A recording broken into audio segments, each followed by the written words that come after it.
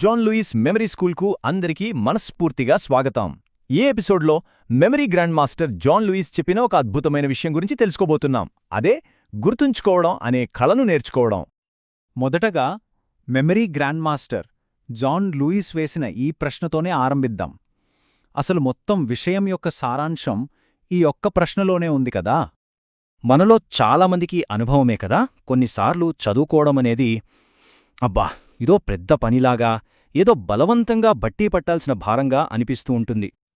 ఇక్కడ చూడండి, ఈ తేడా ఎంత స్పష్టంగా ఉందో.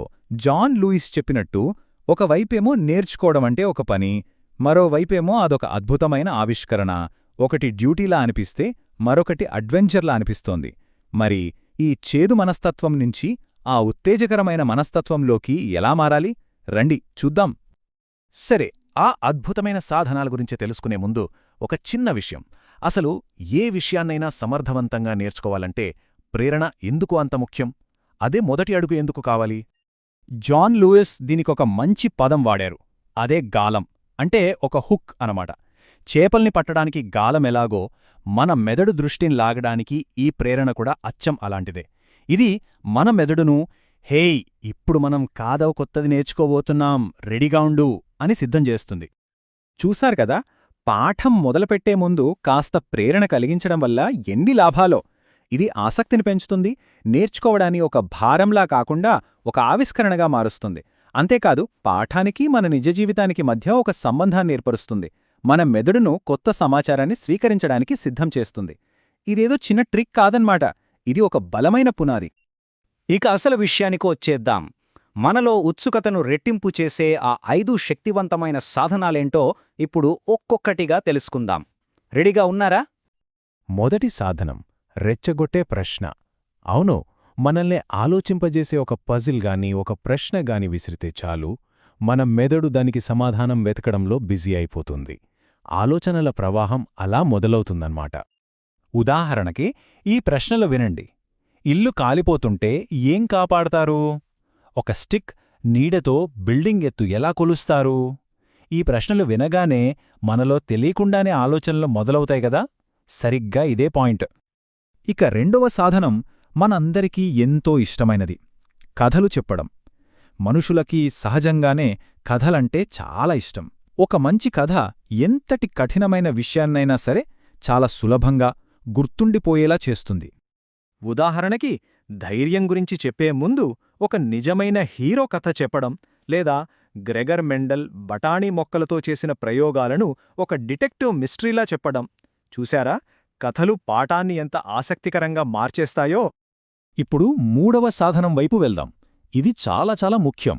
మనం నేర్చుకునే పాఠ్యాంశానికి మన రోజువారీ జీవితానికి మధ్య ఒక బలమైన బంధాన్ని ఏర్పరచడం. ఉదాహరణకు, ఫిజిక్స్లోని ఫోర్స్ సూత్రాలను వివరించడానికి మనకిష్టమైన క్రికెట్ లేదా ఫుట్బాల్ను వాడటం, లేదా మనం వేసుకున్న బట్టల మీద లేబుల్స్ చూసి మన గదిలోనే ఎన్ని దేశాలున్నాయో తెలుసుకోవడం. భలే ఐడియాలు కదూ. ఇవి పాఠాన్ని నేరుగా మన జీవితంలోకి తీసుకువస్తాయి. ఇక నాల్గవ సాధనం, ఇది చాలా సరదాగా ఉంటుంది. అదే ఆశ్చర్యపరిచే నిజం. మనల్ని ఆశ్చర్యపరిచే ఏదైనా ఊహించని విషయం తెలిస్తే వెంటనే దాని వెనుక ఏముందో తెలుసుకోవాలనే ఆసక్తి మనలో కలుగుతుంది. దీన్ని ఆచరణలో చూద్దామా? ఇప్పుడు స్క్రీన్ మీద ఒక సంఖ్య కనిపిస్తోంది, $35. ఏంటిది? దీని అర్థమేమయ్యుంటుంది? ఒక క్షణం ఆలోచించండి. ఇది ప్రపంచ ప్రసిద్ధిగాంచిన నైక్ లోగో కోసం వాళ్లు చెల్లించిన ధర. నమ్మశక్యంగా లేదు కదా. కేవలం $35. చూసారా, ఈ ఒక్క నిజం తెలియగానే దీన్ని వెనుకున్న పూర్తి కథ తెలుసుకోవాలనే కోరిక మనలో ఎలా పుట్టిందో, అసలు ఎందుకు అంత తక్కువకి డిజైన్ చేశారు, ఆ తర్వాత ఏం జరిగింది, ఇదే ఆశ్చర్యపరిచే నిజం యొక్క శక్తి. ఇక చివరగా 5వ సాధనం, మనకు పరిష్కరించడానికి ఒక నిజ జీవిత సమస్యను ఇవ్వటం. దీనివల్ల మనం నేర్చుకునేదానికి ఒక స్పష్టమైన కారణం, ఒక ప్రయోజనం దొరుకుతుంది. కలుషితమైన నదిని ఎలా శుభ్రం చేయాలి, లేదా స్కూల్కి ఒక కొత్త రూల్ని ఎలా తయారు చెయ్యాలి, ఇలాంటి సమస్యలు మన ముందున్నప్పుడు వాటికి సంబంధించిన విషయాలను నేర్చుకోవడానికి మనం ఇంకా ఎక్కువ ఉత్సాహం చూపిస్తాం. అందుకే ఈ 5 సాధనాలు కలిసి తరగతి గది వాతావరణాన్ని మీరిది నేర్చుకోవాలి అనే ఒక నిర్బంధం నుండి వావ్ మనం కలిసి దీన్ని కనుక్కుందాం అనే ఒక అద్భుతమైన అన్వేషణగా మార్చేస్తాయి. సరే, ఇప్పటిదాకా మనం చాలా విషయాలు తెలుసుకున్నాం కదా. ఇప్పుడు మనందరికీ ఒక చిన్న సవాలు. ఇప్పుడు మీ వంతు. ఇప్పుడే మనం నేర్చుకున్న ఈ సూత్రాలను ఉపయోగించి కొన్ని విషయాలపై ఆసక్తిని ఎలా రేకెత్తించవచ్చో ఆలోచించాలి.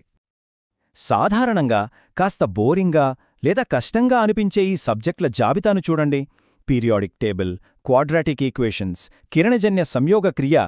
మనం చర్చించుకున్న ఈ ప్రేరణాత్మక పద్ధతులను ఉపయోగించి వీటిని ఎలా ఆసక్తికరంగా మార్చవచ్చో కాస్త ఆలోచించండి. ఇంత అద్భుతమైన సూత్రాలను మనకు అందించిన జాన్ లూయిస్కు మనందరి తరపున ధన్యవాదాలు.